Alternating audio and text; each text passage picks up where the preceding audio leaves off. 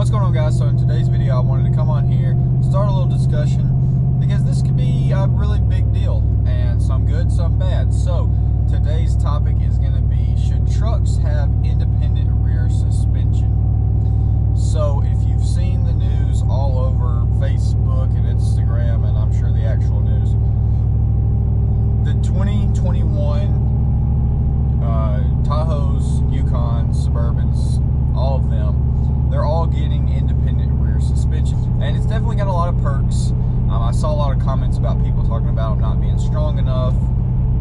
This is on like Facebook, so you see all kind of stuff on Facebook. But I mean, in a world where we have 700 plus horsepower cars that have independent suspension, obviously that have, handle it completely fine, it's probably not going to be that big a deal. I know a lot of people are concerned about the durability of like heavy loads and hauling and stuff like that, and that is kind of curious because obviously for the longest time we've just had leaf spring setups, and you can obviously add there'll be stuff in the future as well, but you add helper bags, you can add leaf springs, heavy duty leaf springs, a lot of different options. And with a straight axle, it's very basic, and you have those options, and then it just works. But independent rear suspension obviously does have a lot of perks. It probably would literally ride unlike any other truck has ever ridden before.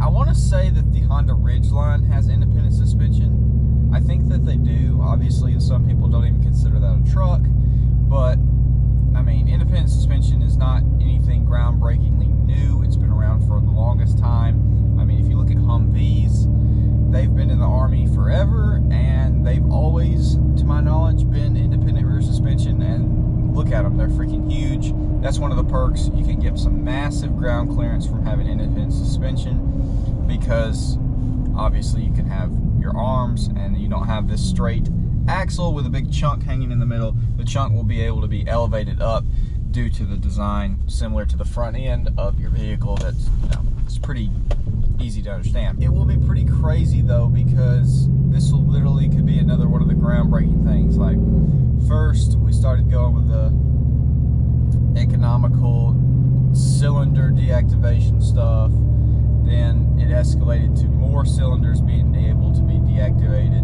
and then we went to the engines being able to actually turn off at stops and stuff. But we're definitely going in a way that trucks are never going to be the same anymore. And like I said, there's definitely a lot of perks: ground clearance, comfort,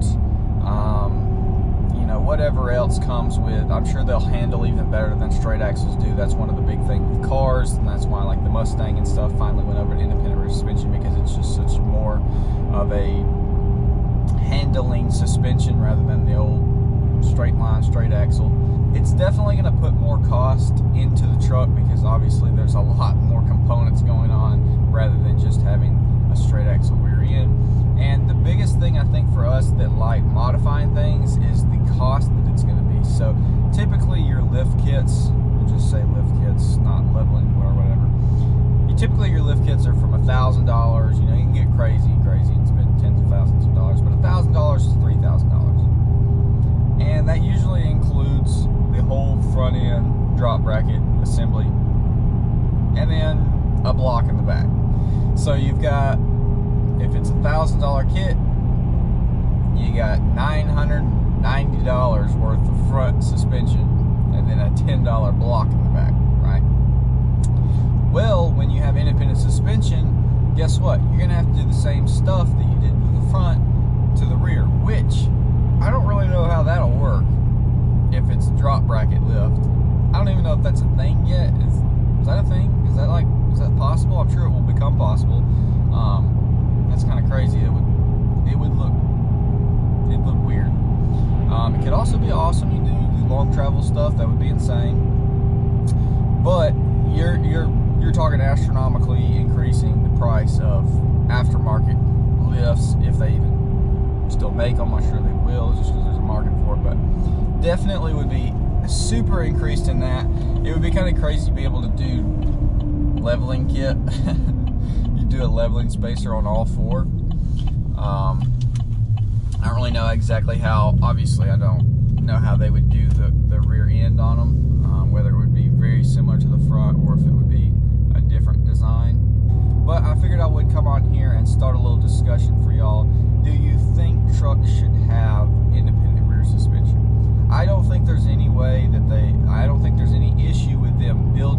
strong enough to hold up to people's truck abuse.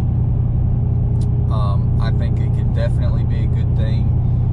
I mean, it could ride amazing. There's definitely the possibility of having a lot more ground clearance.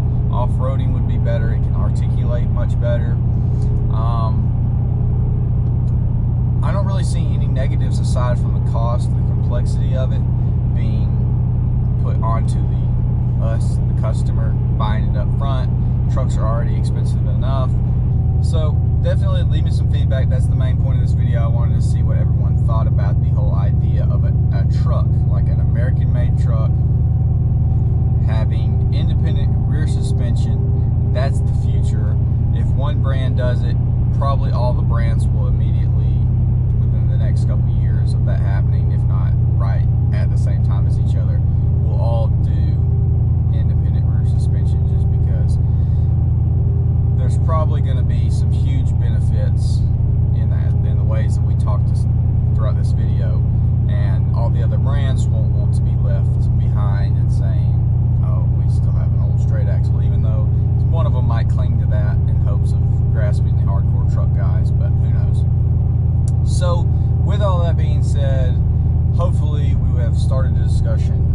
Drop a comments down below, and let's talk about it. Should trucks have independent suspension, or should they stay with the tried and true straight axle rear ends?